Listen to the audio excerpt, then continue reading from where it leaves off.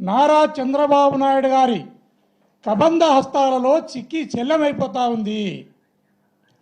ఆయన ఉక్కు పిడికిల్లో పోలీస్ వ్యవస్థ బందీ అయిపోయింది. పోలీసులు వారికి వారే బేడీలు వేసుకునే దరిద్రము పోలీస్ వ్యవస్థకు దాపురించింది.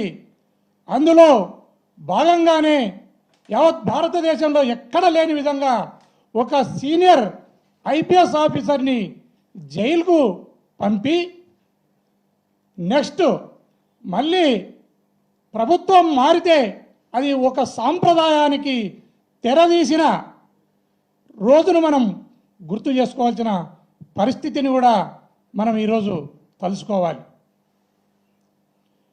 మనం బాగా గమనిస్తే మన దేశం యావత్ భారతదేశం అన్ని ప్రాంతాల నుంచి అన్ని ప్రాంతాలలోని పౌరులు ఆయా రాష్ట్ర ప్రభుత్వాలు అందరూ కలిసికట్టుగా ఈ దేశం యొక్క సమగ్రత కోసం సార్వభౌమాధికారం కోసం పాకిస్తాన్ మీద యుద్ధం చేస్తూ ఉంటే కూటమి ప్రభుత్వం మాత్రం మా వైఎస్ఆర్ కాంగ్రెస్ పార్టీ మీద యుద్ధం ప్రకటించింది.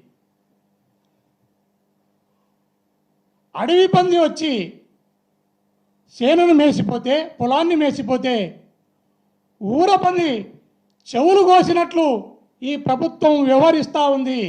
దీన్ని ప్రజలందరూ కూడా గమనించాలి అని నేను వేడుకుంటున్నాను.